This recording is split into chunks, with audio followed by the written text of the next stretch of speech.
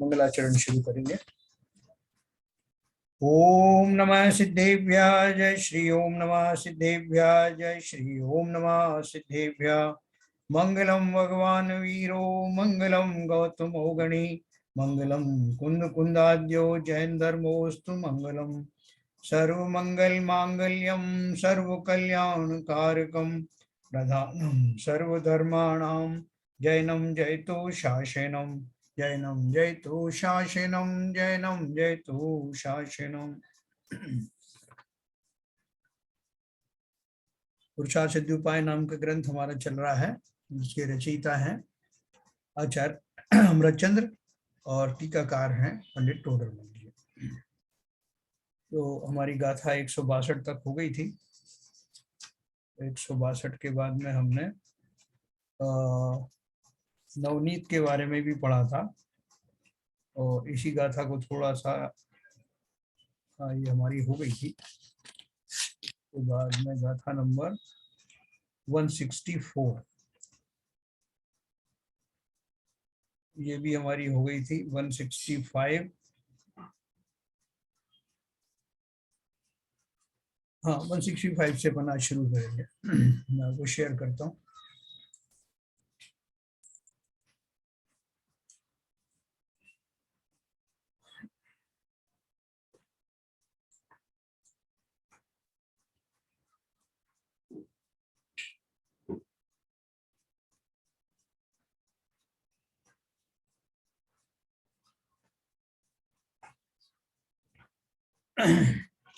गाथा नंबर 165 है।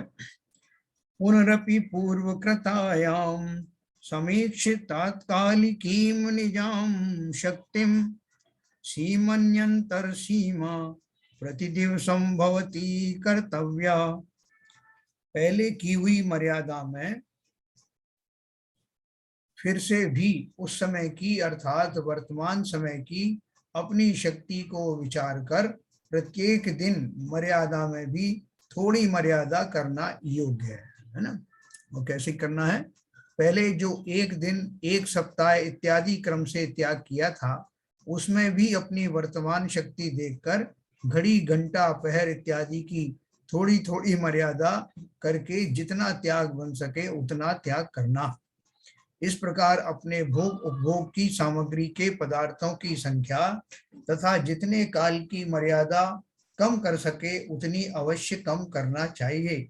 इसी में आत्मा का कल्याण है ना। उन्होंने बोला कि जैसे हमने नियम लिया था कि मैं सप्ताह में एक बार जो है वो एक उपवास करूंगा, अभी सप्ताह में एक बार से और आपके भाव बढ़ गए तो आप सप्ताह में 2 बार करिए उपवास, 3 बार करिए, फिर आप प्रतिदिन कर सकते हैं कि मैं प्रतिदिन ही करूंगा। तो ऐसे अपने जो परिमाण है राग के जो जो परिणाम कम होते जाएं वैसे वैसे अपनी मर्यादाओं में भी और मर्यादा बना सकते हैं। यहाँ भूमिका अनुसार ऐसा राग आता है, उसका ज्ञान कराने के लिए उपदेश वचन है। आत्मा का कल्याण तो अंतरंग में निज कारण परमात्मा के आश्रय से होने वाली शुद्धि वीतराग भाव है। वहां अशुभ से बचने के लिए जो शुभ राग आता है उसे उपचार से व्यवहार से भला कहने की रीति है। क्या बोल रहे हैं देखो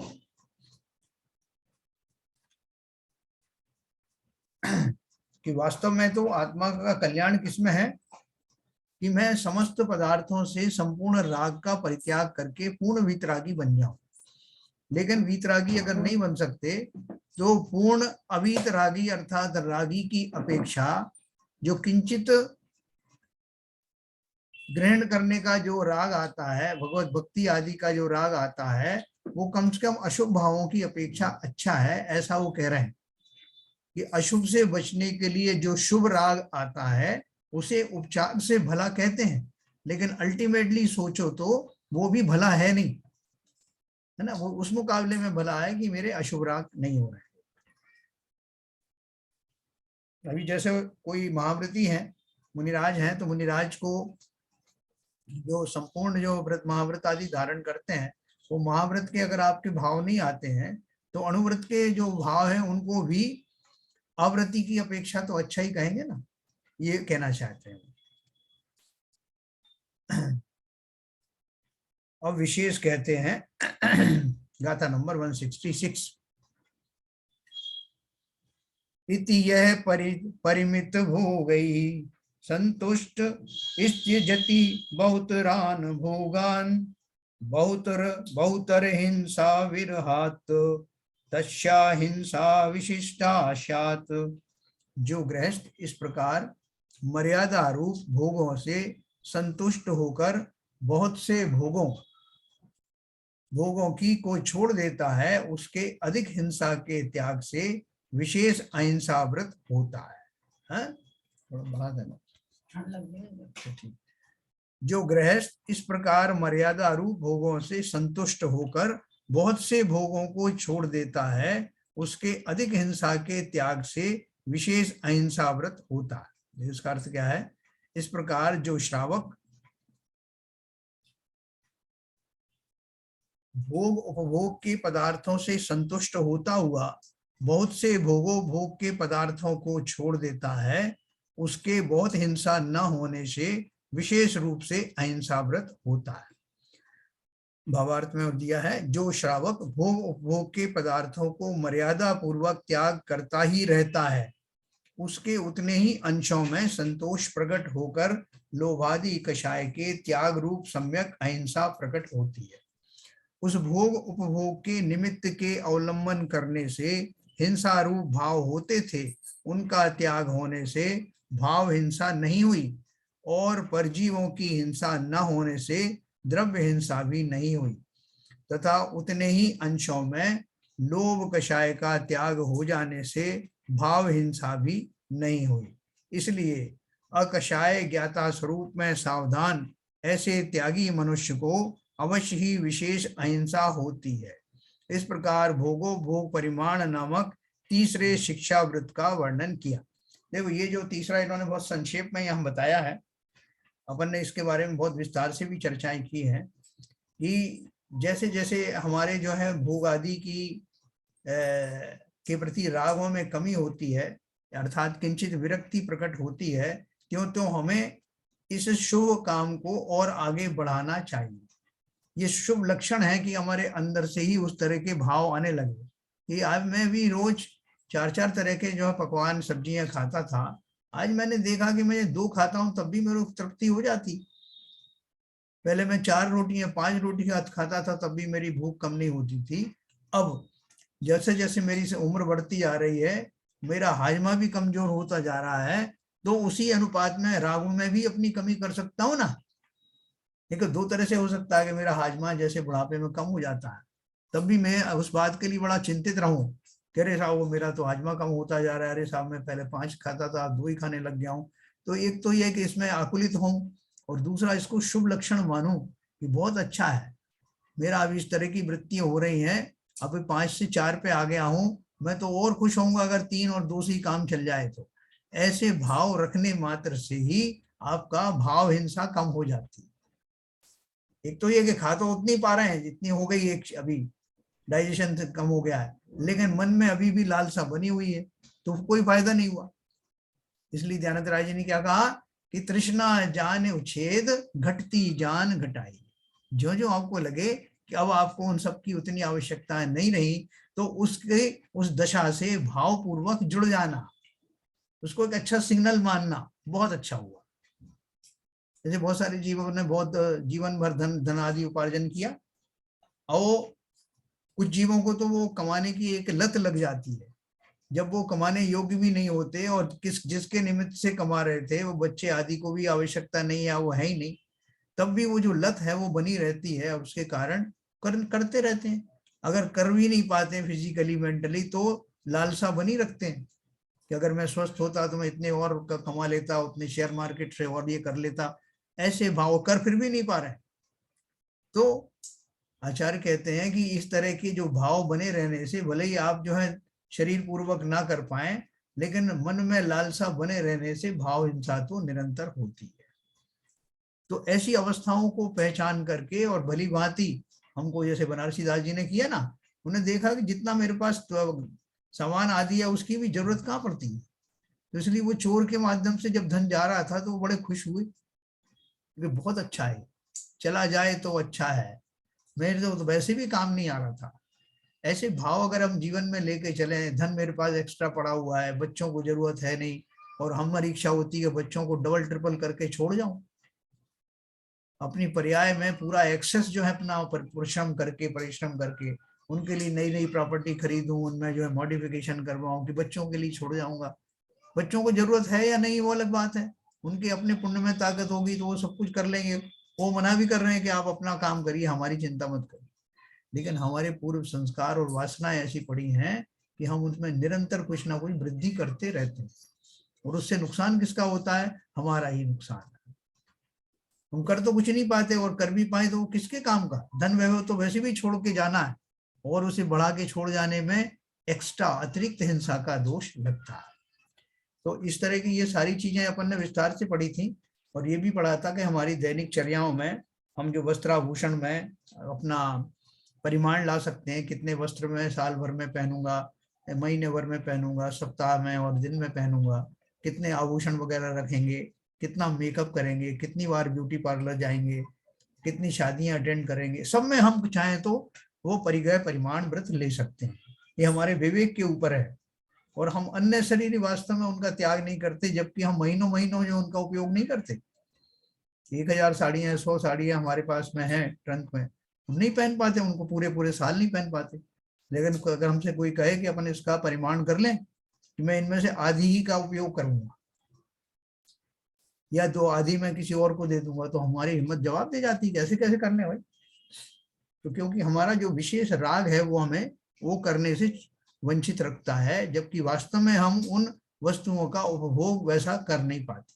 इसको पहचानना है हमको। अब हम इस मोड़ पर आ गए हैं जीवन के कि कौन सी चीजें फिजूल में मैंने अपने साथ जोड़ रखी हैं, उनको पहचाने और संकल्प पूर्वक छोड़ दें। हमारी चर्या में फिर भी कोई फर्क पड़ेगा नहीं, और एक्स्ट्रा हमको बोनस के रूप में अहिंसा महाव्रत का नहीं तो अहिंसा अणुव्रत का पालन होने लगेगा। तो ये बात अपन को जीवन में ध्यान रखना। अगली गाथा है। तो इस प्रकार से हमारे 3 शिक्षा व्रत हो गए। चौथा शिक्षा व्रत है वैयाव्रत। देखो वैयाव्रत को उन्होंने ब्रैकेट में क्या लिखा? अतिथि संविभाग शिक्षा व्रत। जैसा कि आप नाम से ही समझ सकते हैं, अतिथि संविभाग का अर्थ क्या है? जो कुछ मेरे पास है उसको मुनियों के साथ शेयर करना, सुपात्र के साथ शेयर करना। गाथा है 167। विधिना दानुगुण व्रता द्रव्य विशेषस्य जात रूपाय स्वपरात्र ग्रहे हेतु कर्तव्यो अवश्यमतिथये भाग है। दातार के गुणों से युक्त गृहस्थ के द्वारा दिगंबर मुनि को अपने और पर के अनुग्रह के लिए विशेष द्रव्य का अर्थात देने योग्य वस्तु का भाग विधि पूर्वक अवश्य ही करना चाहिए, है ना। उन्होंने एक इसमें एडजेक्टिव लिखा ना, दातार के गुणों से युक्त गृहस्थ। हम सब ऐसे ही गृहस्थ हैं। कैसे गृहस्थ हैं? हमें दातार के काफी गुण हमारे अंदर विद्यमान हैं, और नहीं है तो हम उनमें उनको अपने अंदर में प्रकट कर सकते हैं, विधिवत उनको लागू कर सकते हैं। टीका में लिखा है, नवदा भक्ति पूर्वक तथा दातार के सप्त गुणों से संयुक्त श्रावक है, उसको दान देने योग्य वस्तुओं को का जो गुणवान पात्र है, उनको अपने तथा पर के उपकार के लिए अवश्य दान करना चाहिए। अपने और पर के उपकार के लिए कैसे होता है? श्रावक जो न्याय पूर्वक धन उपार्जन करते हैं, उन्हें अपने धन में से थोड़ा बहुत धन 4 प्रकार के संघ के दान के निमित्त अवश्य निकालना चाहिए, और उसे उसका विधि पूर्वक दान देना चाहिए।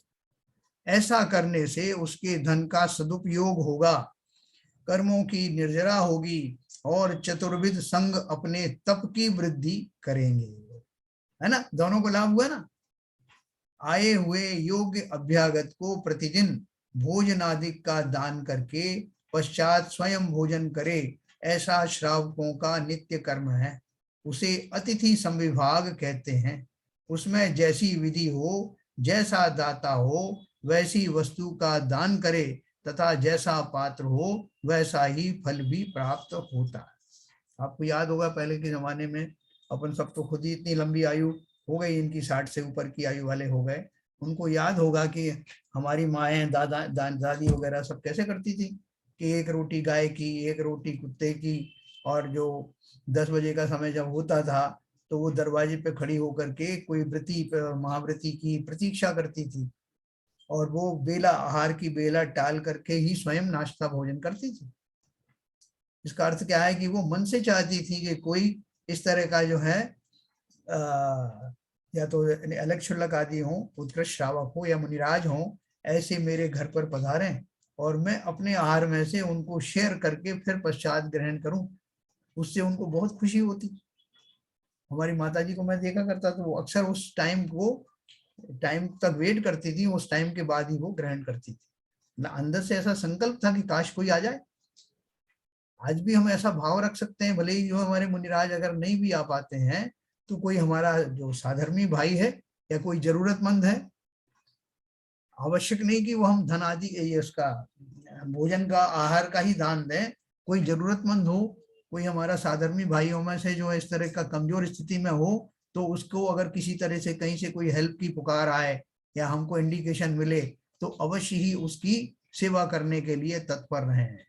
भगवान ने बहुत दिया, अपन सब बोला करते ना, तो उसमें से ऐसी इच्छा बलवती रखो कि कोई जरूरतमंद को कभी भी मेरी जरूरत पड़े तो मैं पीछे ना हटूं, ऐसा संकल्प रखना। और आहार की बात तो है ही, अगर कोई ऐसे त्यागी मुनिराज आदि आए, आहार दान देने को अपने अपने देखो जिनवाणी चैनल पर और इस पर जो पारस पर सुबह वो आहारचर्या आती है, कितनी सुखद होती है वो कितने अच्छी ट्यून में उन्होंने बनाई हुई है। उनको आहार देने से, देते हुए देखने से ही बड़ी प्रसन्नता होती है।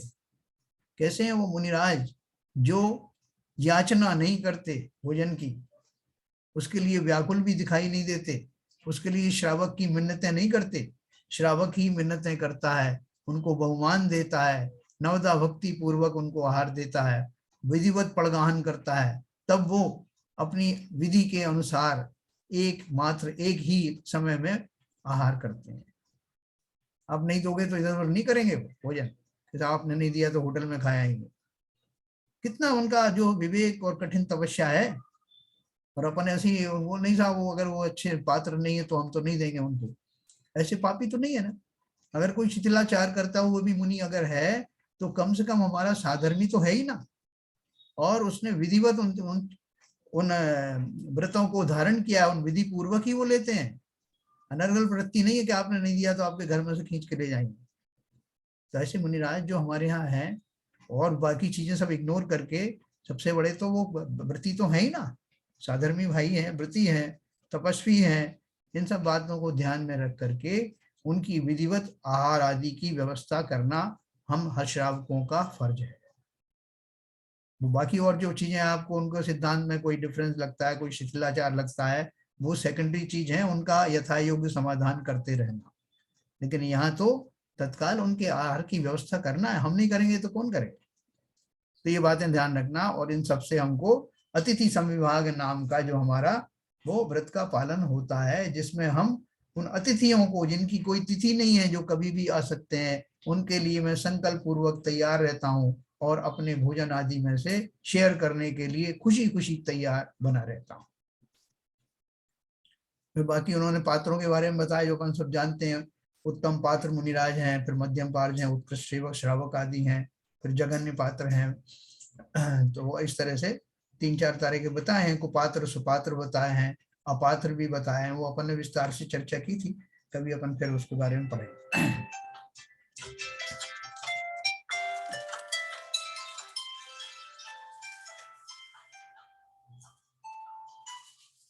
रिकॉर्डिंग नहीं चल रही क्या? हेलो हेलो,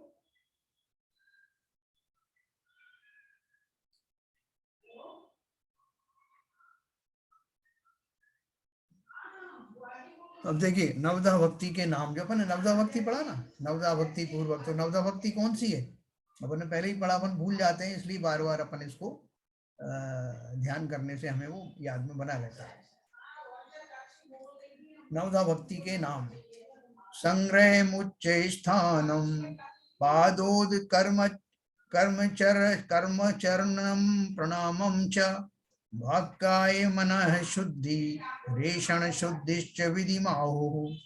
और प्रतिग्रहण, ऊंचा आसन देना, चरण धोना, पूजा करना, नमस्कार करना, मन शुद्धि, वचन शुद्धि और काय शुद्धि रखना और भोजन शुद्धि, इस प्रकार आचार्यों ने नवधा भक्ति रूप विधि कही है ना। 9 प्रकार से, कैसे 9 प्रकार से है वो नवधा भक्ति में, नीचे देखिए।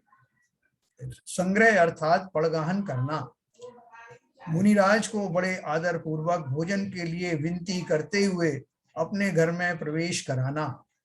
उच्च स्थान अर्थात घर में ले जाकर उन्हें उच्च आसन पर बिठाना, है ना, ये दूसरे नंबर का। तीसरा पादोदक अर्थात प्रासुक निर्दोष जल से चरण धोना। चौथा अर्चन अर्थात उत्तम अष्टद्रव्य से उनकी पूजा करना अथवा केवल अर्घ चढ़ा देना। और प्रणाम अर्थात पूजन के बाद नम्रीभूत होकर नमस्कार करना और 3 प्रदक्षिणा देना। फिर वाक शुद्धि अर्थात विनय पूर्वक वचन बोलना। काय शुद्धि अर्थात अपने हाथ और शरीर शुद्ध रखना तथा उनकी सेवा करना। 8वां है मन शुद्धि अर्थात मन शुद्ध करते हुए दान देने में भक्ति और सेवा रूप परिणाम रखना, खोटा परिणाम न करना, ये मन शुद्धि है। और 9वां है ऐषण शुद्धि अर्थात आहार की शुद्धि रखना, आहार की सभी वस्तुएं निर्दोष रखना। इस प्रकार नवधा भक्ति पूर्वक ही दान देने का विधान कहा है। अतः इसी तरह आहार दान देना चाहिए। यह नवधा भक्ति मुनि महाराज के लिए ही है, अन्य के लिए तो योग्यतानुसार होनी चाहिए। ठीक है ना। तो जो अपने और दूसरे जो हैं उत्कृष्ट श्रावक आदि हैं, उनके लिए कैसी वो रखना है नवधा भक्ति। बाकी के और साधर्मी भाई अगर आते हैं, व्रती और प्रतिमाएं धारण करने वाले लोग हैं, तो उन सब के साथ कैसा हमें वो आना चाहिए आचरण में, वो सबका ध्यान रखना। भावार्थ है जो उत्तम पात्र हैं अर्थात मुनिराज हैं, उन्हें इन 9 प्रकार के विधान पूर्वक ही दान देना चाहिए। शेष जो मध्यम और जघन्य पात्र हैं, उनके दान में यथायोग्य हीनातिक अपना तथा पात्र का गुण विचार कर विधान करना, है ना। और जो अपात्र हैं उनके लिए प्रतिग्रहादि विधान नहीं करना, क्योंकि विषय कषाय संयुक्त अश्रद्धानी पापी जीवों का आदर सत्कार करने से महापाप उत्पन्न होता है और उनके पाप की अनुमोदना होती, ये ध्यान रखना विशेष। अतः अपात्रों की भक्ति नहीं करना।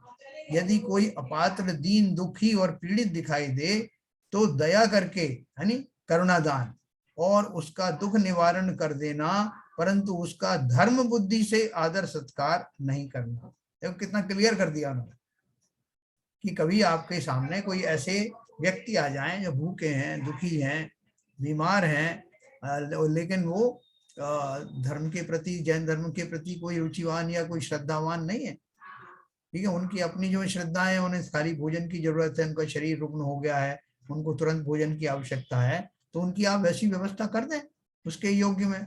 ये मत सोचना कि इनका वो करूंगा तो मुझे जैसे मुनियों का करने से मुझे अच्छा पुण्य आदि का बंद होता है, ऐसा बंद होगा, ऐसा मत सोचना। तो इसलिए उन्होंने करुणा बुद्धि से आप करते हो तो करो, और उसके कोई फल की भी चिंता मत करना। तो वो ऐसा दान देने से वो अलग प्रकार का पुण्य बंद होता है, वो अलग बात है। लेकिन उसमें ये कल्पना मत करना कि इनको दान देने से, भले ही ये कैसे भी लोग हैं, ये पापी लोग हैं, तब भी मैं दान दूंगा तो ऐसा ही मुझे पुण्य बंद होगा जैसे मुनिराज को देने से होता है। ऐसा भाव मन में मत लगाना, क्योंकि वो धर्म के मार्ग में आप उनको आहार नहीं दे रहे हैं। वो संयम साधने के लिए आज जो हम देते हैं मुनिराज को, उस भाव से तो उनको नहीं दिया जा रहा, खाली उनकी जो है सामयिक जो उनकी मदद कर रहे हैं, तो उसी भाव से उनको देना। तो ये सब अपन को डिफरेंशिएट करके विवेक दृष्टि रखना, और उनको हे भी मत समझना।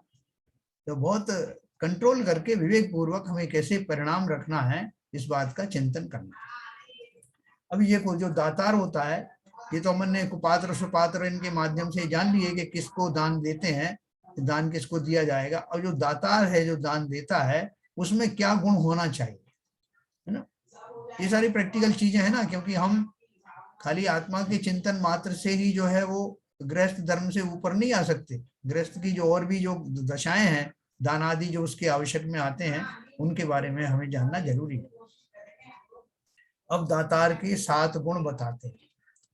7 गुण कौन से हैं?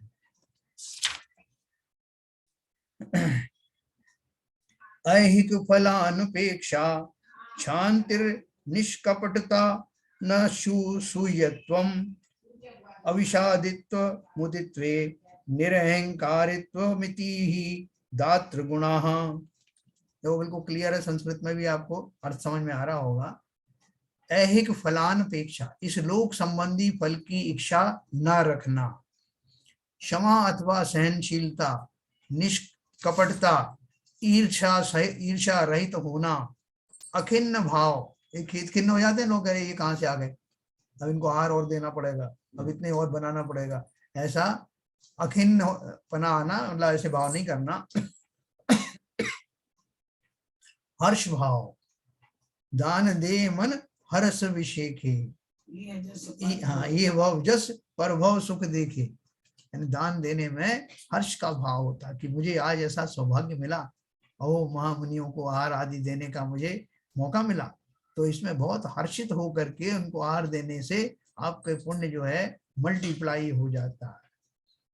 वो तो मल्टीप्लाई तो होता है, बल्कि वो तो आपके आवश्यक गुणों में है दातार की, बिना हर्ष के दान क्या देना।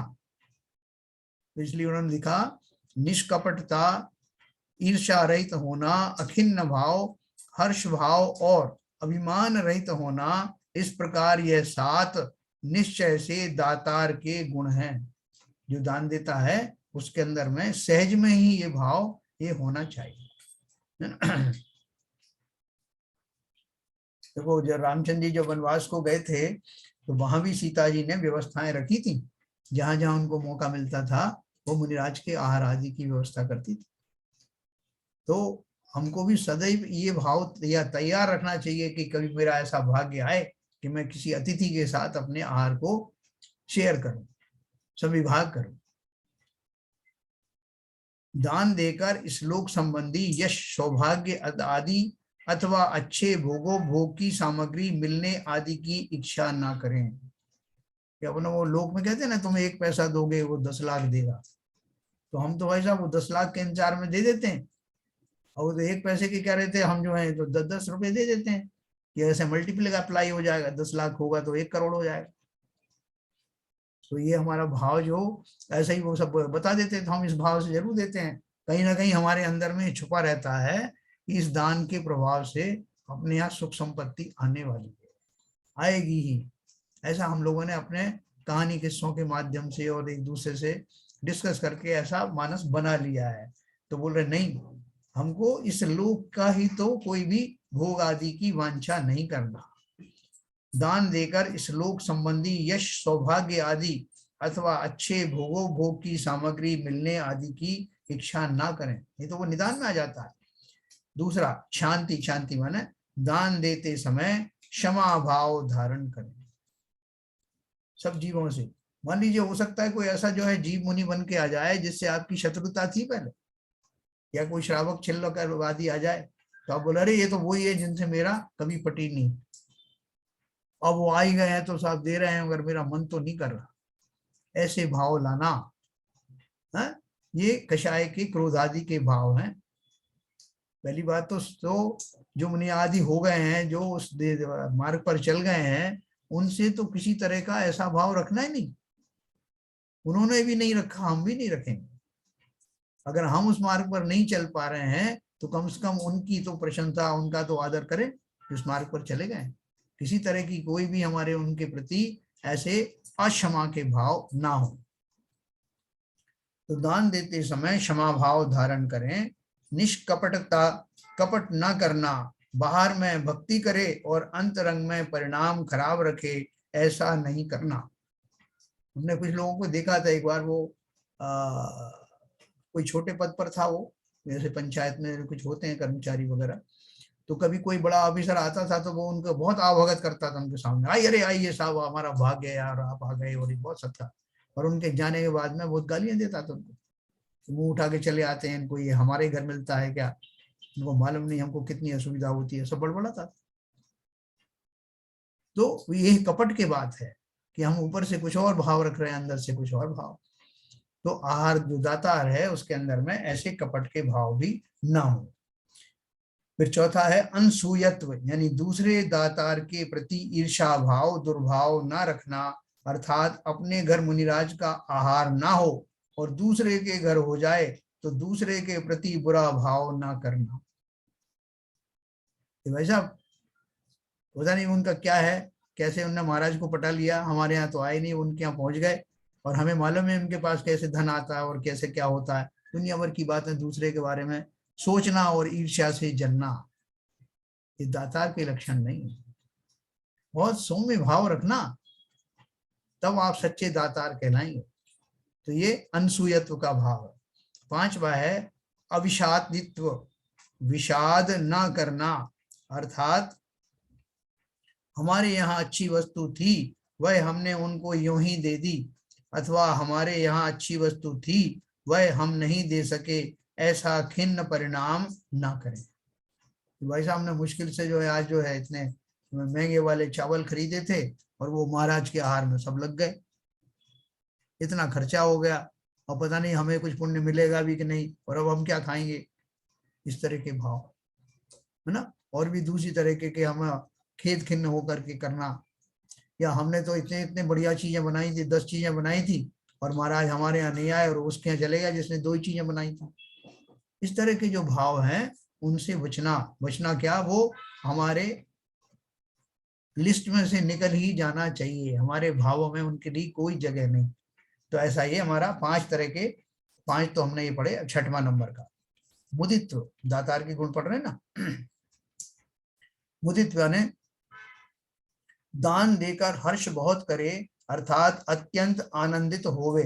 ऊपर भी आया था वो उसमें ऐहिक फल के ऊपर से बारे में आया था, लेकिन यहाँ किसके लिए आया है कि यहाँ किसी भी तरह से आनंद बहुत हो। धन्य कुमार के जीव में, धन्य कुमार थे ना जिस जन्म में, उसके पहले वाले भाव में वो एक बालक थे और एकदम गरीब थे, खीर के लिए चावल भी नहीं वो सेठ ने दिए थे उनकी माँ को, और जब खीर बन गई तो माँ ने उनसे कहा ना कि कोई मुनिराज इधर से गुजरे तो उनको आहार दे करके अपन खीर खाएंगे, तो मैं पानी लेके आती हूँ, जब तक कोई महाराज निकले तो उनको रोकना। रोकने का अर्थ तो उसने सहज में ही बोल दिया था, लेकिन उसके जाते ही मुनिराज आए, और कैसे थे वो मुनिराज, रिद्धिधारी मुनिराज थे। अक्षण नाम के उनकी रिद्धि होती ना, जो एक बार कोई भोजन कर ले तो इतना बढ़ जाता है कि वो चक्रवर्ती की सेना भी खा ले तो कम नहीं पड़ता। उस रिद्धि के धारी मुनिराज वहां से निकले, और वो धन्य कुमार जो बालक था पिछले जन्म में, उनके पैर पकड़ लिए, मैं आपको जाने नहीं दूंगा, है ना, माता जी आती होंगी, ऐसा कह करके उसने पैरों से लिपट गया। तो वो जो उसको भाव थे ये भाव नहीं थे कि इनको आहार देंगे तो हमको खीर मिलेगी खाने को। उस बालक के मन में भी ये था कि माँ ने कहा है कि उनको, वो उनकी जाने मत देना, उनसे हमें बड़ी खुशी होगी, और वो खुशी के भाव उसके अंदर भी आए, जिसके फलस्वरूप अगले भाव में इतना पुण्य उसका फलित हुआ कि जहां जाता था धन का अंबार लग जाता था, है ना। तो ऐसे भाव लाए बिना कि मैं भी ऐसा दान दूं जिससे मुझे ऐसा पुण्य बंद हो, ऐसा निदान न करके, ये सहज में ही होता है। तो आनंदित होना दान दे करके, फिर क्यों हरे के भाग्य में नहीं होता दान देना भी। 7वां है निरअहंकारित्व, अभिमान ना करना, अर्थात हम बड़े दातार हैं ऐसा मन में अभिमान ना करना। इस प्रकार वह 7 गुण दातार के हैं, वह प्रत्येक दातार में अवश्य होना चाहिए। इस भांति 9 प्रकार की भक्ति पूर्वक तथा 7 गुण संयुक्त जो दातार दान देता है वह दान विशेष फल प्रदान करता है। यदि यह गुण दातार में ना हो तो वह दिया हुआ दान बहुत फल देने वाला नहीं होता है। तो दान दे मन हर्ष विशीखे, ई भव जस, यानी इस भव में तो यश और परभव सुख देखे, तो दूसरे भव में भी निरंतर सुख की प्राप्ति होती है। देखो ये रत्नकरण शापकाचार गाथा 133 में दाता के 7 गुण जो दिए हैं वो इस प्रकार से हैं, आप पढ़ेंगे तो उसमें ये आपको मिलेगा। भक्ति धर्म में तत्पर रहकर, पात्रों के गुणों के सेवन में लीन रहकर पात्र को अंगीकार करे, प्रमाद रहित ज्ञान सहित शांत परिणामी हुआ पात्र की भक्ति में प्रवृत्ति, तुष्टि यानी देने में अति आसक्त, पात्र लाभ को परम निधान का लाभ माने, श्रद्धा, विज्ञान, अलौकिक, सात्विक और क्षमा। देखो आप अलग अलग प्रदेशों में आप जाएं, जैसे राजस्थान वगैरह में आप जाएंगे ना, तो सामान्य अतिथियों का भी इतने सम्मान पूर्वक उनको आप भोजन कराते हैं, बहुत मनुहार करके। तो ऐसा जो मनुहार वाली जो दशा है उसमें उनका ये नहीं छिपा रहता कि ये ज्यादा खा लेंगे तो मेरा इतना और खर्च हो जाएगा, बल्कि इतना भक्ति पूर्वक कि जितना मैं खिला सकूंगा उतना मैं खिलाऊं, ऐसा अनुराग पूर्वक। ऐसे मुनियों के साथ भी लोग करते हैं और करना भी चाहिए, बहुत ज्यादा तो नहीं, लेकिन हाँ फिर भी वो अश्रद्धा का भाव ना आए, ये भाव ना आए कि मेरा खर्च हो जाएगा। इसका मतलब ये नहीं कि उनको आप ओवर ईटिंग करवा दें, लेकिन विवेक पूर्वक अगर वो जो भी आपका जो आहार अगर जाता है तो उसमें खुश होना। किन वस्तुओं का दान करना चाहिए अब यह बताते हैं, अपन ये पढ़ेंगे उसके बाद अपन चर्चा करेंगे। राग द्वेषा संयम मद दुख भयादिकम न यत कुरुते, द्रव्य तदेव देयम सुतपह स्वाध्याय वृद्धि करम। ये बहुत इंपॉर्टेंट चीज है। जो द्रव्य राग द्वेष असंयम मद दुख भय आदि नहीं करता हो और उत्तम तप तथा स्वाध्याय की वृद्धि करने वाला हो, वही देने योग्य है। हाँ? कैसा द्रव्य दोगे जिससे वो उनके, हम वास्तव में उनको किस लिए देते हैं आहार आदि और वो किस लिए लेते हैं, जिससे उतने उस आहार से उनका शरीर बल इतना बढ़ जाए कि वो संयम आदि का पालन बिना किसी बाधा के कर पाए। इसलिए हम दातार बन करके उनके उस संयम की साधना में सहायक बनते हैं। इस कारण हमारा वो पुण्य जो सातिशय पुण्य है वो फलित होता है। और अगर हम ऐसा ना कर पाए, अगर ऐसा जो है हमारा द्रव्य ना हो, तो उसका वैसा फल मिलने वाला नहीं है। जो वस्तु राग द्वेष असंयम मद दुख और भय की उत्पत्ति का कारण ना हो, तथा जो वस्तु तप व शास्त्र स्वाध्याय को बढ़ाने वाली हो, उसी का ही दान करना चाहिए। जिस द्रव्य का दान देने से अपने कर्मों की निर्जरा हो और पात्र जीवों को तप स्वाध्याय आदि की वृद्धि हो, ऐसे द्रव्य का ही दान श्रावक को देना चाहिए। तो अपन बोले श्रावक को देना चाहिए, मतलब हम श्रावक है ना, तो हम ऐसा ही दान दें। किनको दान दें? मुनि आदि को। और वास्तव में तो अपने परिवार जनों को भी ऐसा ही आहार खाना और खिलाना चाहिए। लेकिन वहां तो झगड़े हो जाते हैं, जब रोज 3 दिन से दाल रोटी बना रहे हो है, हमारा तो इसमें कुछ मजा ही नहीं आ रहा। तो क्योंकि हमारी भूमिका में हमको लगता है कि हम तो गृहस्थ हैं, हमको सब कुछ खाना चाहिए, चाहे तामसी हो राजसी हो, सब खाना चाहिए। लेकिन जो जीव वास्तव में मोक्ष मार्ग की ओर बढ़ चले हैं, उनको स्वयं भी अपनी गृद्धता में कमी लानी चाहिए। ये दूसरों को देने के लिए नहीं, स्वयं के लिए भी है। तो क्या बताया? जिस द्रव्य का दान देने से अपने कर्मों की निर्जरा हो और पात्र जीवों को तप स्वाध्याय आदि की वृद्धि हो, ऐसे द्रव्य का ही दान श्रावक को देना चाहिए। किंतु ऐसा गरिष्ठ भोजन आदि नहीं देना चाहिए जिससे आलस्य आदि की वृद्धि हो। ऐसा उत्कृष्ट दान 4 प्रकार का है। पहला, आहार दान। आहार दान कौन सा? क्षुधा निवारण के लिए तथा शरीर की स्थिरता के लिए आहार देना प्रथम यानी आहार दान है। दूसरा, औषध दान। रोग आदि की पीड़ा दूर करने के लिए दवा देना द्वितीय दान है। तीसरा है ज्ञान दान। अज्ञान का नाश और ज्ञान का विकास करने के लिए शास्त्र आदि का देना तृतीय ज्ञान दान है। इसमें शास्त्र भी आते हैं और उपदेश आदि भी आते हैं भली प्रकार से। देखो इसमें खाली आप मुनियों को क्या दान दोगे? ज्ञान दान। जैसे स्वयं ही ज्ञानी है तो उनको आप ज्ञान दान क्या दोगे? हाँ, उनके ज्ञान के जो उपकरण है वो उनको अपन प्रदान कर सकते हैं, चाहे पुस्तक आदि की अपन भेंट कर सकते हैं उनको, ये सब।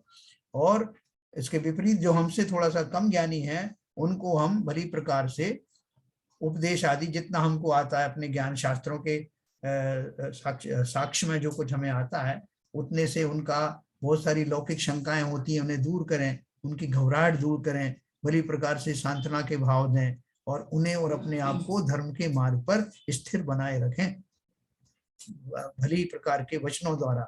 ये सब भी ज्ञान दान में आता है। फिर उसके बाद में अभयदान, भय निवारण करना तथा जंगल में झोपड़ी वसति का धर्मशाला आदि बनवाना, अंधेरे मार्ग में प्रकाश की व्यवस्था इत्यादि करवाना चतुर्थ दान है। बीच में लोग प्याऊ वगैरह भी बनाते थे ना तृषा निवारण के लिए, कोई बेचारे जंगल में से निकल के जा रहे हैं, उनको प्या पानी की आवश्यकता है तो उनको अपन बनाते थे, इवन पशु पक्षियों के लिए भी। अथवा भिक्षा उपकरण औषध प्रतिश्रय के भेद से 4 प्रकार का दान है। भिक्षा अर्थात आहार, उपकरण अर्थात धर्म के लिए उपकारी शास्त्रादि, औषध अर्थात रोग मिटने के लिए दवा, प्रतिश्रय अर्थात वसति का इनका दान देना योग्य है। इस प्रकार आत्म कल्याण के निमित्त दान देना वही वास्तविक दान है। परंतु जिन वस्तुओं के दान देने से संसार के विषय आदि तथा राग द्वेष की वृद्धि हो, ऐसा दान नहीं देना चाहिए। जैसे पृथ्वी, मकान, घोड़ा, हाथी, गाय, सोना, चांदी, स्त्री इत्यादि जो वस्तुएं रागादि भाव की उत्पन्न करने वाली हों अथवा कामोद्दीपनादि विकार भावों को उत्पन्न करने वाली हों अथवा विषादिक वस्तुएं जो दुख देने वाली हों, उनका दान नहीं देना चाहिए, क्योंकि वह सब कुदान है। क्या आप उनको बोलोगे भाई साहब ये खाया करो आप, तो इनसे आपको जो है वो आपका जो विषय वगैरह की इच्छाएं ज्यादा होंगी और आपको जो है ज्यादा उस तरह उसकी सामर्थ्य आएगी। इस तरह की वस्तुओं का उपदेश देना दान में देना, ये सब पाप की उपार्जक है। इनका दान देने से हल्की गति के बंध के अलावा और कुछ नहीं होता, अतः ऐसा कुदान नहीं करना चाहिए। इस तरह हमने 170 गाथाएं पढ़ी। अब अपन बात करेंगे, थोड़ी चर्चा करेंगे।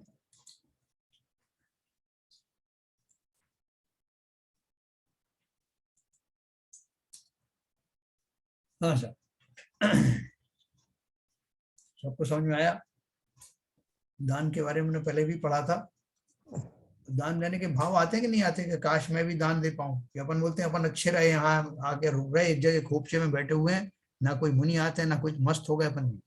भाई जिसमें दान देने की आपने बात लिखी है, इसमें लिखा है हाँ। उसमें मंदिर के लिए और उसके लिए कहीं जिक्र है नहीं।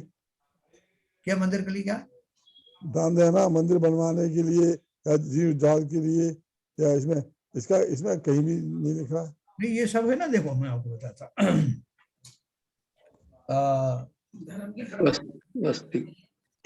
देखो इसमें क्या लिखा है, जो वस्तु राग द्वेष असंयम मद दुख और भय की उत्पत्ति का कारण ना हो तथा जो वस्तु तप व शास्त्र स्वाध्याय को बढ़ाने वाली हो, तो मंदिर उसके निमित्त है कि नहीं? हाँ निमित्त तो है।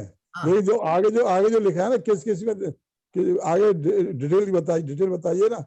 वसति का धर्मशाला नाम वसति का आदि का दान देना, मंदिर आदि का बनवाना, शास्त्र आदि देना, ये सब जो है मंदिर उसका जो है एक ऐसा स्थान है जहाँ से इन सब की प्राप्ति होती है ना। वो तो बहुत बड़ा हमारा सोर्स है, निमित्त है मंदिर तो। हाँ वही मैंने कहा, क्योंकि उसमें किसी को कोई क्वेश्चन नहीं आता, इसलिए मंदिर के बारे में कोई प्रश्न होता ही नहीं है, बाकी चीजों के।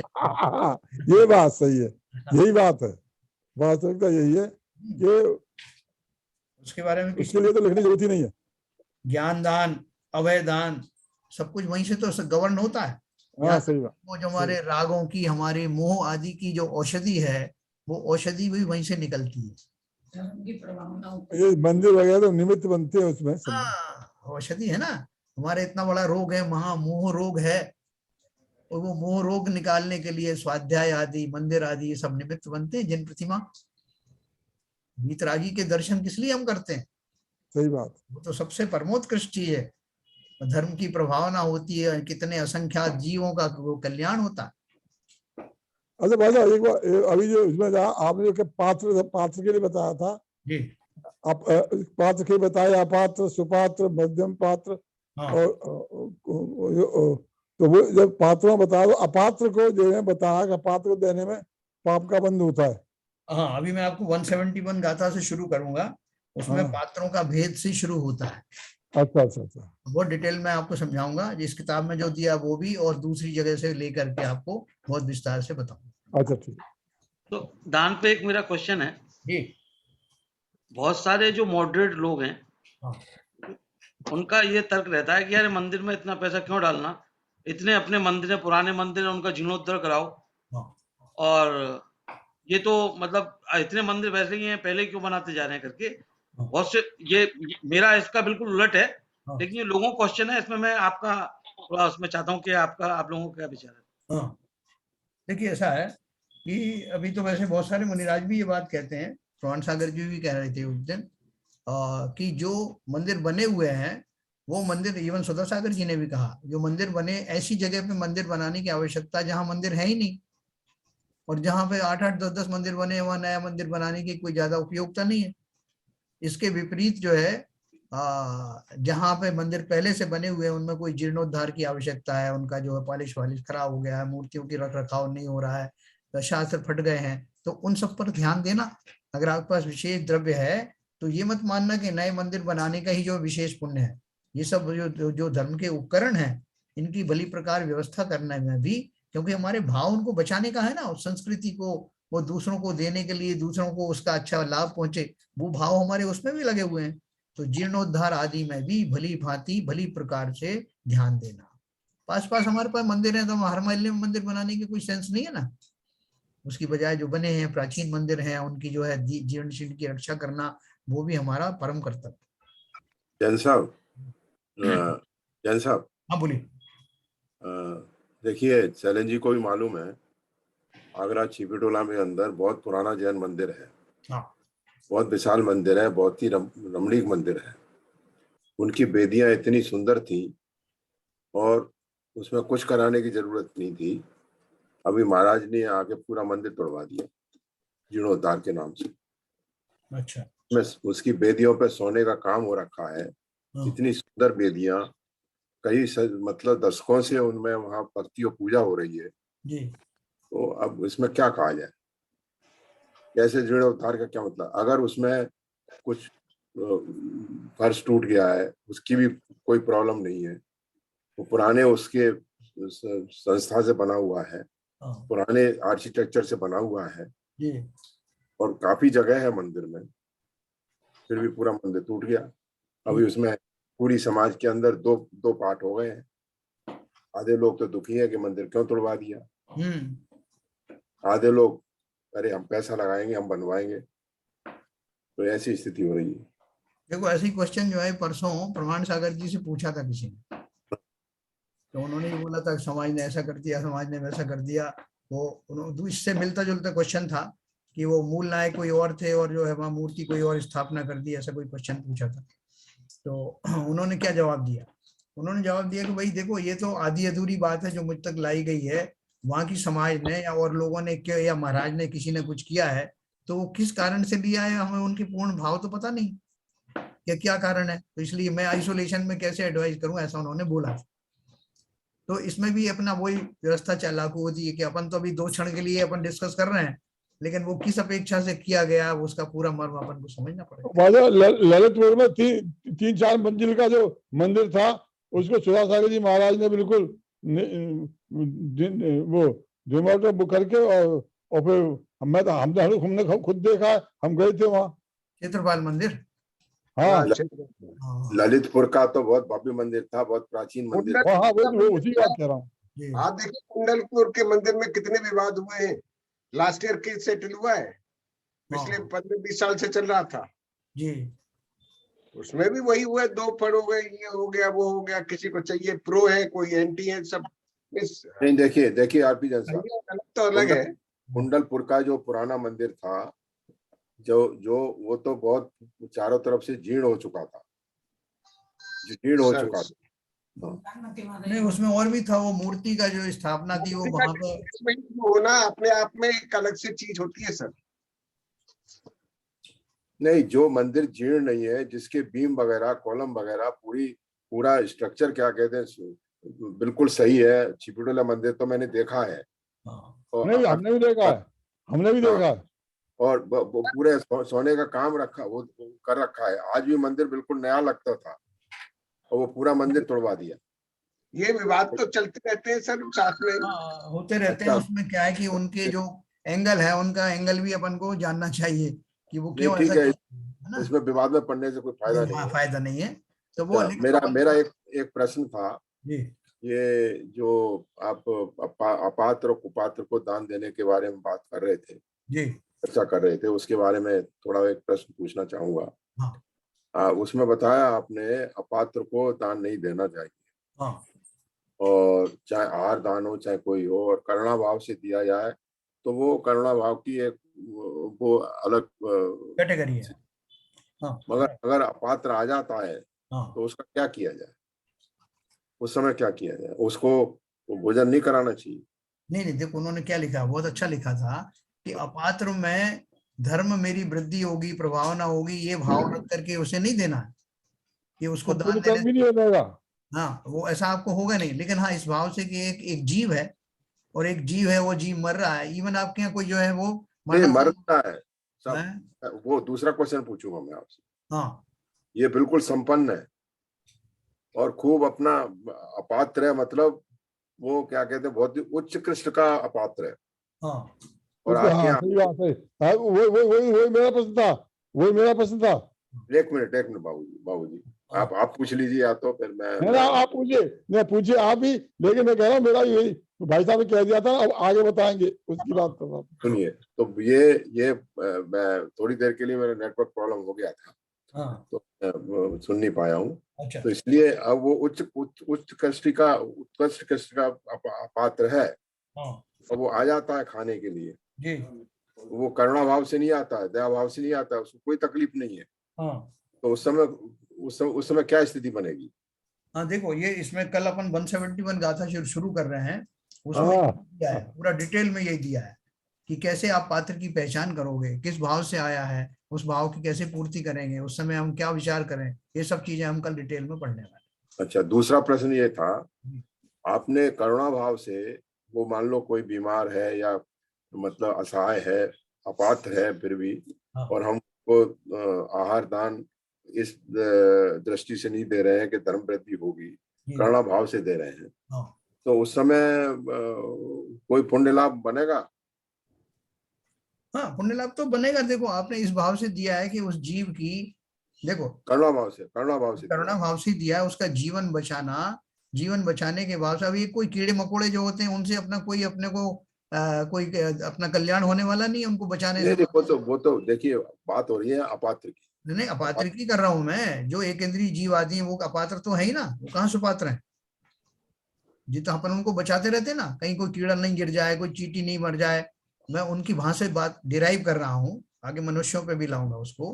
तो वहां जब हम उनको जीवन बचाते हैं तो हमारा ये भाव नहीं होता कि ये कीड़ा अगर जो मैंने इसको बचा लिया, इस मधुमक्खी को बचा लिया तो कितनों को काट लेगी, या कोई सर्प आदि है वो मेरे पैर से उससे गाड़ी से कुचल गया, कुचल ना जाए इसकी हम जो वो करते ना, जानबूझ के कुचलते नहीं करिए हम, मैंने उसको अगर मार नहीं दिया तो कितनों लोगों को काट लेगा, ये अपन ने पहले पढ़ चुके हैं गाथाओं में। इस भाव से हिंसक पशुओं की भी हमको भी हम सुरक्षा प्रदान करते हैं, मारने के भाव नहीं रखते। तो उसी तरह से अगर मनुष्य पर्याय में भी कोई ऐसे अपात्र जीव हैं जो व्यसनी भी क्यों ना हो, अपन ने सोचा कि अगर मैंने इसको बचा लिया तो ये और व्यसन में रक्त हो जाएगा, कोई डाकू आदि है उसको बचा लिया तो कितनों को लूटेगा, ऐसा भाव भी आता ना। तो उसका उन्होंने बोला कि इस तरह का विचार करने की जरूरत नहीं है, क्योंकि वही व्यक्ति वाल्मीकि जैसा जो है महापंडित भी बन सकता है। हो सकता है आपने उसको बचा लिया तो बचाने के भाव से उसकी कृतज्ञता के भाव हो जाएं, और वो कृतज्ञता के भाव उसको मोक्ष मार्ग में स्थापित कर दें। बहुत कुछ हो सकता है। या क्रूर सिंह जैसे आदि जीव जो किसी को छोड़ते नहीं है, उनके भाव कैसे हो गए, संलेखना के भाव। इस अपेक्षा से लोगों का जीवन बचाने के जो अपने भाव हैं, जो सहजता है भाव है, उस सहजता को नहीं खोना है। तो सर हमारे कर्म कौन से बनेंगे इसमें, ये बताओ। आपके बचाने के भाव है ना, तो अब जबकि हाँ जीवों को बचाने के आपके भाव हैं, तो बचाने के भाव कौन से होते हैं? बचाने के भाव से तो, तो पुण्य का बंध ही होगा, भले ही तो वो अपात्रों को भी देने से पुण्य का बंद होगा। जीवन की रक्षा कर रहे हैं ना, आपके भाव ये है। रक्षा तो सर कोई किसी कर नहीं पाता वैसे। वो सब अपनी अपनी आयु के हिसाब से जन्मते मरते हैं, लेकिन जो क्षमा आदि का भाव आपने धारण किया, अपने भावों का फल लगता है ना। नहीं सर, आपका बस ही, लेकिन कई जगह सर ये कहा गया है कि अपात्रों को देने से पाप का बंध होता है। वो इस अपेक्षा से कहा गया है, वो दूसरी अपेक्षा है।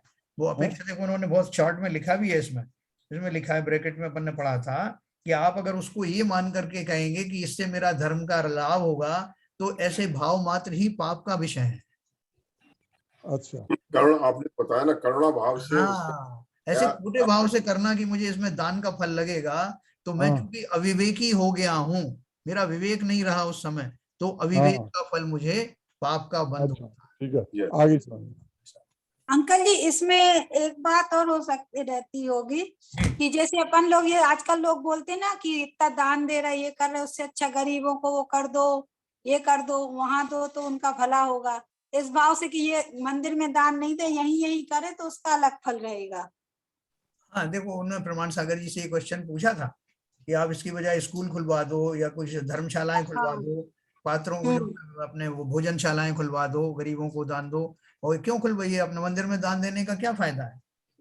तो उन्होंने ये कहा था कि अगर कोई व्यक्ति इतना सक्षम है कि उसके पास में इतना धन है कि वो दोनों में कर सकता है, तो दोनों में करे।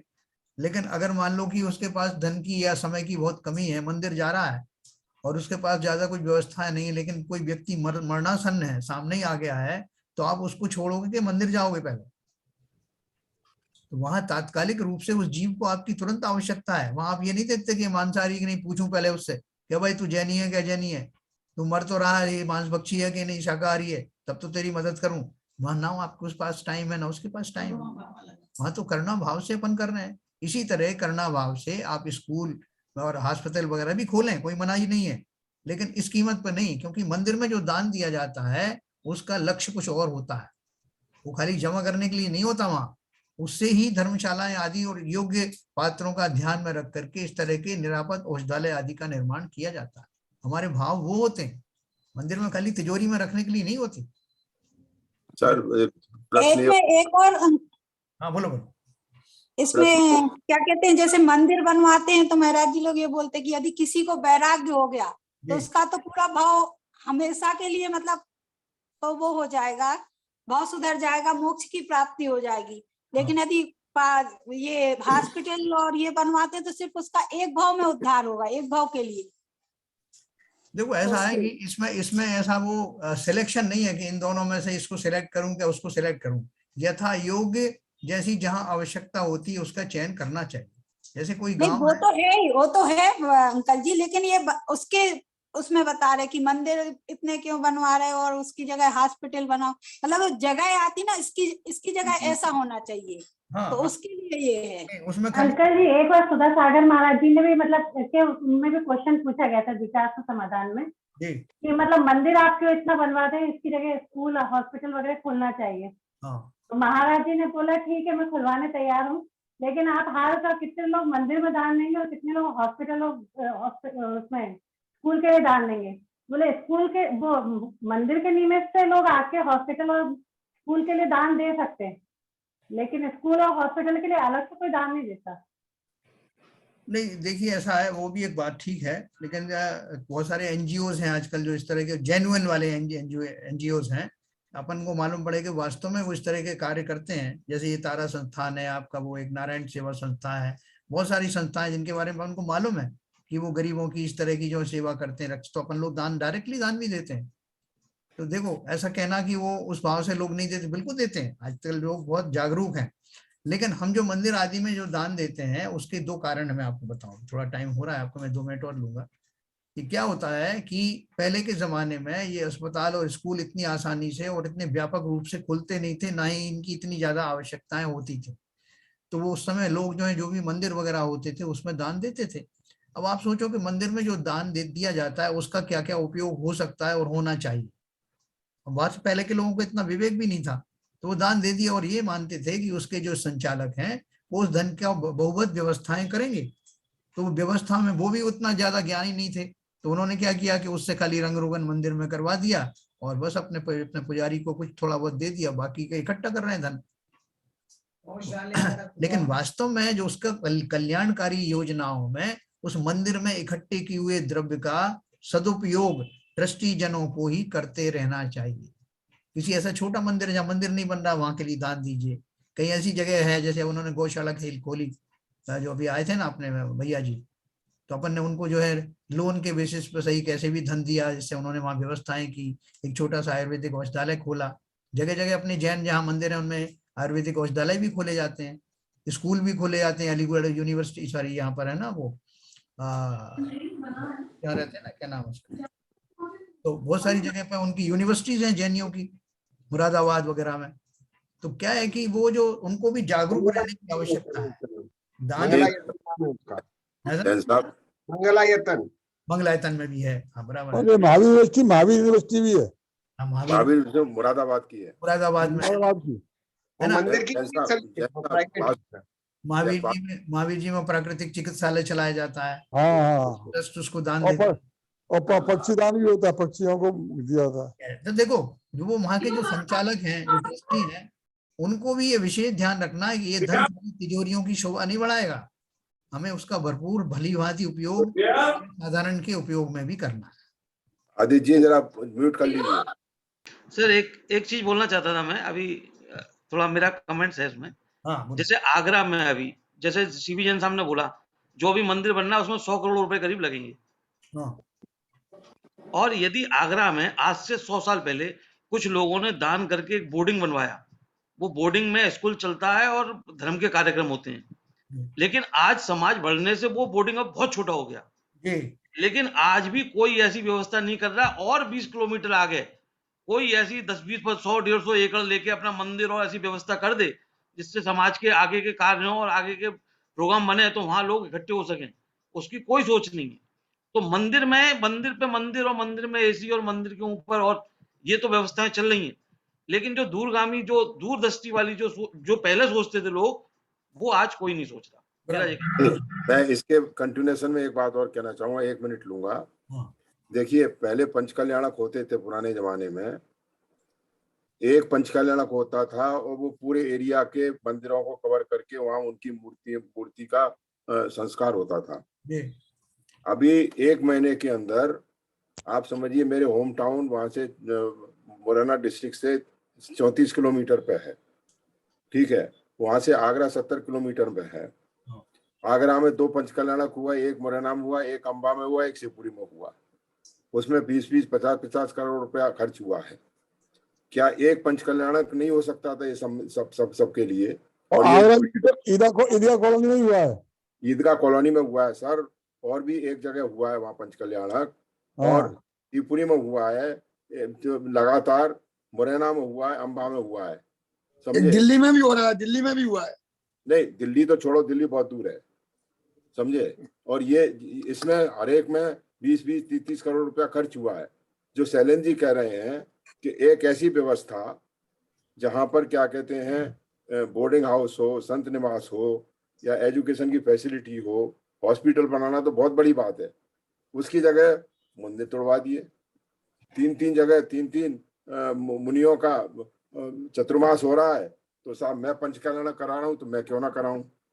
ये बात है, ये निंदा करने वाली बात नहीं है, व्यवस्था की बात है। देखो शिवजन साहब, ऐसा है कि ये आज के युग में जो मुनिराज जहां जाते हैं और जो इस तरह की जो बात कहते हैं, उनको एडवाइस करने वाले भी हम ही लोग होते हैं। उनको तो पता नहीं कि आपके क्षेत्र में क्या हो रहा है, किस चीज की आवश्यकता है। तो हम अगर भली प्रकार से जो ट्रस्टी जन है, संचालक हैं, उनको कॉन्फिडेंस में लें, तो मुनिराज भी उस तरह की बात करने लगेंगे। उनको सर ऐसा नहीं है, वो बात रिवर्स है। हाँ, बात रिवर्स है जी। सारी बात मालूम है, सब मालूम है उनको, और हर आदमी की नस नस मालूम है। ऐसा नहीं है। बिल्कुल ठीक कह रहे हो, बिल्कुल सही कह रहे हो, ऐसा ही है, उनको सब मालूम रहता है। वो देखिए, देखो वास्तविकता क्या है, हम समाज की वास्तविकता है। हर मंदिर वाला चाहता है कि मेरे मंदिर में पंचकल्याणक हों, और 10-10 एक शहर में 10-10 मंदिर बनते हैं, तो 10-10 जगह पंचकल्याणक होते हैं। इसलिए पंचकल्याणक, वैसे पहले जमाने में एक पंचकल्याणक होता था और सभी मंदिरों की प्रतिमाएं वहां प्रतिष्ठित हो जाती थी। वही तो मैं कह रहा हूं। हर मंदिर वाला कहता है कि अब हम खाड़गढ़ में मंदिर बना रहे हैं, हम अभी से लोग आओ कि पंचकाला होगा साहब, बहुत बढ़िया पंचकाला होगा साहब, बहुत बढ़िया पंचकाला होगा। अब एक बात बताइए कि ये मुनियों की या किसी की नहीं है, ये हम श्रावकों की, हम सब लोगों की जो भावना है वो इसमें इन्वॉल्व है। बिल्कुल बिल्कुल बिल्कुल। अंकल जी, मेरा एक भी सोचना है कि जैसे जो पुराने मंदिर हैं, आप गांव वगैरह हैं, वहां से सब बच्चे अधिकतर शहर में आते जा रहे हैं, गांव खाली होते जा रहे हैं, कई कई मंदिर हैं वहां और कई कई मूर्तियां हैं, एक एक मंदिर में 100 मूर्तियां होती हैं। तो जो है ना, इतने प्राचीन मंदिर और करने वाला कोई नहीं है और पुजारी रख रख के जैसे तैसे काम चल रहा है।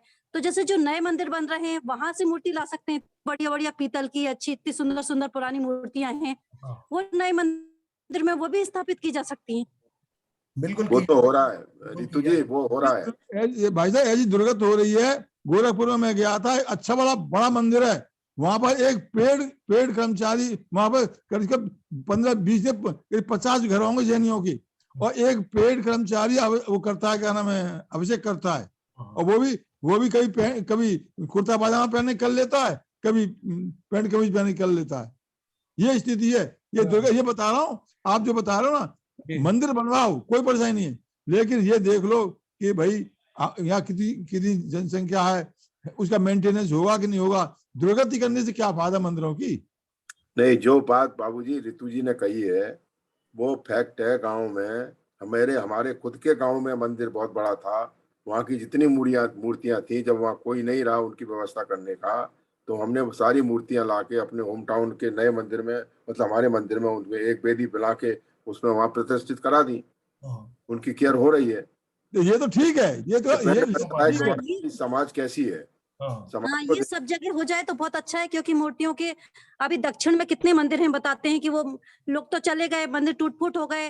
मूर्तियों का कई कई जगह तो बलियां दी जा रही हैं, लोगों ने माता बना दिया उन। अरे मूड बद्री में ही देख लो ना, मूड बद्री में है, बिल्कुल है। मूड बद्री में कितने मंदिर हैं, उनकी क्या व्यवस्था है। देखो, इसके लिए मैं आपको एक बात बताऊं कि हमारी जो समाज है, उस समाज में पूरी समाज एकजुट नहीं है, हर जगह लोकलाइज्ड है समाज। जैसे श्वेतांबर समाज में उनकी वो जो पीढ़ी है ना, वो कौन सी पीढ़ी है, वो कल्याण जाननी, तो वहां वो पूरा कंट्रोल करते हैं सेंट्रली। तो हमारी यहाँ की व्यवस्थाएं सब लोकलाइज्ड हैं, हर एक जगह अपना अपना आदमी बढ़ा रहा है, बना रखा है तीर्थ क्षेत्र संरक्षण कमेटी। हाँ, और उनसे कहो कि तारंगा में रास्ता टूटा पड़ा है, हाँ, बोले वहाँ की कमेटी हमें काम नहीं करने देती। हाँ, वो संरक्षण है, ऐसा संरक्षण है। सवाल नाक का आ जाता है। हाँ, ये बात कही आरपी जैन साहब ने। हाँ, तो इसीलिए हमारी सबकी नाक इतनी बड़ी है कि वो कहीं समा नहीं पाती है। चलिए, सही बात है, सही है, बिल्कुल सही कह रहे हो। अपन थोड़ा सा, लेकिन अगर सब लोग विजिलेंट रहेंगे इन मामलों में, जैसे अपन चर्चाएं कर रहे हैं, तो अवश्य कुछ ना कुछ इसमें सुधार होगा इस दिशा में। नहीं, होना चाहिए भाई साहब, होना चाहिए। बड़ी दुर्गतियां हो रही है, मंदिर बन जाते हैं पुराने मंदिरों की, तो ऐसी दुर्गत हो रही है, कुछ पूछिए मत। जब तक सोसाइटी विजिलेंट नहीं होगी तब तक आगे नहीं बढ़ेगा। कुछ नहीं हो सकता। चर्चाएं करने से हम लोग थोड़ा सा तो विवेक अपना बढ़ाएंगे, और जहां जैसी व्यवस्थापक होंगे वो इस बात पे विचार करेंगे कि हम में से ही तो व्यवस्थापक बनते हैं ना, तो हमें उस बात का ध्यान रखना पड़ेगा। चलिए, समय हो गया, हनुमान स्तुति करेंगे ललित जी।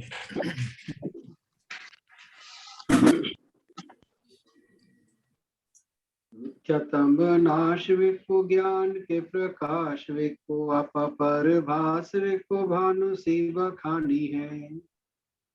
छो द्रव्य जान विको बंध विधि भान विको स्वपर पिछान विको परम प्रमाणी है। अनुभव बताए विको जीव के जताए विको काहू न सताए विको भव्य और आनी है।